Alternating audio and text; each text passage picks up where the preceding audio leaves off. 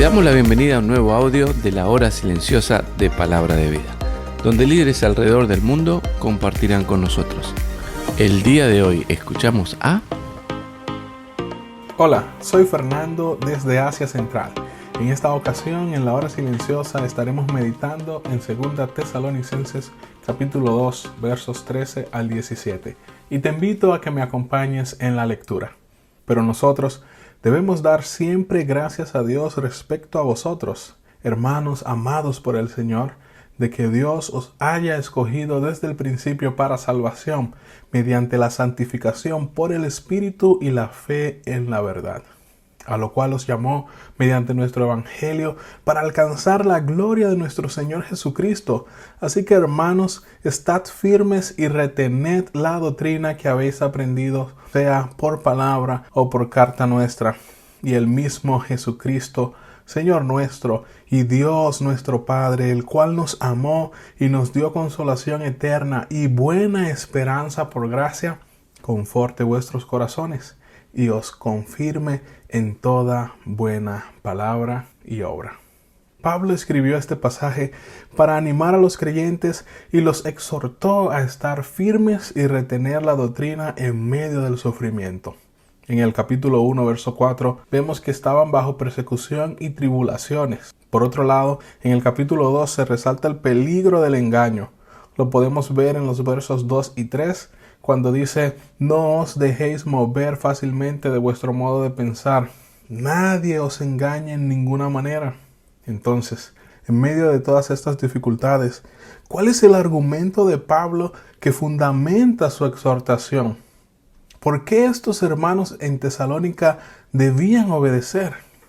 La situación de los lectores originales no es ajena a nosotros, por lo que este pasaje también responde a la pregunta: ¿por qué tú y yo debemos permanecer firmes y retener la doctrina en medio de las dificultades de la vida? ¿Sabes por qué? Porque Dios nos ha dado salvación y estamos seguros en Él. Mira cómo Pablo inicia esta sección en los versos 13 y 14. Él da gracia por los creyentes por varios motivos, de que Dios los escogió para salvación y Dios los llamó mediante el Evangelio para alcanzar la gloria de nuestro Señor Jesucristo. Aquí tenemos la doctrina de la elección. ¿Cuándo se produjo esta elección de Dios? Pablo dice: desde el principio, en la eternidad pasada. Otra posibilidad es que esta frase se refiera a que los tesalonicenses fueron parte de las primicias entre los salvados. En ambas interpretaciones, el énfasis es el mismo. La salvación es del Señor, es su plan, es su obra desde el principio. Gloria a Dios, porque nuestra salvación no descansa en nuestros méritos. Ningún ser humano se puede salvar a sí mismo, pero Dios, que es rico en misericordia, por su gracia, por su gran amor, eligió salvar. No cometamos el error de fijar nuestros ojos simplemente en la acción de elegir, perdiendo de vista quién es la persona que la realiza, un Dios amoroso y justo. Ahora, ¿cómo llegamos a ser salvos? Pablo indica: mediante la santificación por el Espíritu y la fe en la verdad. Aquí la palabra santificación hace referencia a la obra del Espíritu Santo al conducir al incrédulo a la fe en Cristo. Y la palabra fe se refiere a la respuesta del hombre cuando cree en Cristo. La Biblia nunca concilia la aparente contradicción entre la soberanía divina y la responsabilidad humana. Ambas son enseñanzas bíblicas que debemos creer y predicar. Para los lectores originales, estas palabras fueron de mucho ánimo. No se trató de un concepto teológico y mucho menos de un tema de discusión para causar divisiones. El propósito del autor es que en medio de la tribulación ellos pudieran descansar en Dios, sabiendo que su futuro estaba asegurado. El Señor los llamó mediante el Evangelio para alcanzar la gloria de nuestro Señor Jesucristo. En base a esta verdad es que Pablo les exhorta en el verso 15: así que, por tanto, debido a que tienen una salvación tan grande y gloriosa, estén firmes y retengan la doctrina que habéis aprendido.